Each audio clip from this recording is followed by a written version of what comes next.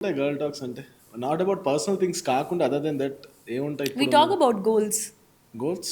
Goals ఎలా ఈ సంవత్సరం ఏం సాధించాలి, ఈ సంవత్సరం ఫినాన్షియల్ స్టెబిలిటీ ఏంటి, ఈ సంవత్సరం ఏం ట్రావెల్కి వెళ్దాం, ఈ సంవత్సరం ఏ కాస్ట్లీ బ్యాగ్ కొనుక్కుందాం మన డబ్బులతోనే.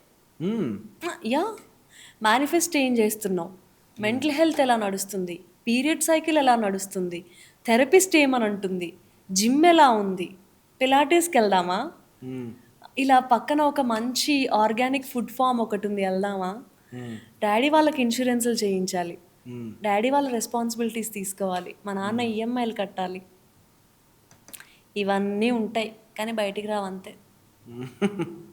ఎంతమంది అమ్మాయిలు ఉన్నారు తెలుసా నా ఫ్రెండ్స్, చాలా బాధ్యతగా బతికే వాళ్ళు.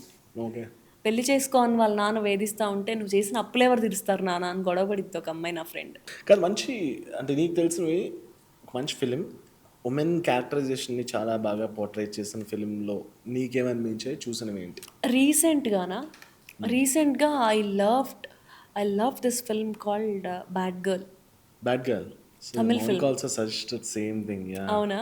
యా. బ్యాడ్ గర్ల్ అనే ఫిల్మ్ చాలా బాగుంది. అందులో మన సొంతిల్లు గురించి ఒక క్లైమాక్స్లో సొంతిల్లు గురించి ఉంటుంది. అవునా? అందులో ఆ క్యారెక్టర్లో అమ్మాయి అంటుంది, నాకంటూ కావాల్సింది నేను హాయిగా ఉండగలిగే ఇల్లు, నన్ను ఎవరు జడ్జ్ చేయని ఇల్లు, నేను తిరిగి ఇంటికి రాగల ఇల్లు, నా అలాగా నేను ఉండగలిగే ఇల్లు, చిన్నదో పెద్దదో నాదైతే చాలు అని లాస్ట్లో ఒక మాట చెప్తుంది. Okay. Bad girl is amazing, నాకు బాగా నచ్చింది. ఈ రీసెంట్ టైమ్స్లో చూసిన ఫిల్మ్స్లో నేను ఈ మధ్యలో ఎక్కువ బాగా చూసిన సినిమాలు ప్రాజెక్ట్ హెయిల్ మేరీ నాకు చాలా బాగా నచ్చింది. I also watched Michael, I like Michael, బాగుంది. I wanted to watch drama but I couldn't watch drama. ఏదో డ్రామా అనే ఫిల్మ్ రిలీజ్ అయింది, నేను చూడలేకపోయాను. నేను చూడాలి, వెయిట్ చేస్తున్నాను ఎప్పుడు మళ్ళీ రిలీజ్ అవుతుందా అని. I'm also waiting for devil wears Prada చూసాను నేను 2. That's also good. ఓకే, అంటే నేను ఎక్కువ రిలేట్ అవ్వలేకపోయానులే కానీ నాకు నచ్చింది. నేను ఈ మధ్యలో తెలుగు సినిమాలు ఎక్కువగా చూడలేదు మచ్చా.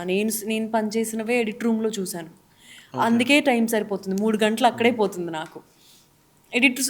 ఎడిట్స్లో చూస్తాం కదా మేము, వెళ్ళి చూసి బాగుంది. ఓకే, బట్ ఇండస్ట్రీ అప్రోచ్ ఎలా అయిందా ఈ ఈవెంట్ తర్వాత, ఈ హ్యాపెనింగ్స్ తర్వాత ఇండస్ట్రీ ఏం అప్రోచ్ అయ్యారు, ఎలా అప్రోచ్ అయ్యారు? నాకేం ఫరక్ పడలేదు.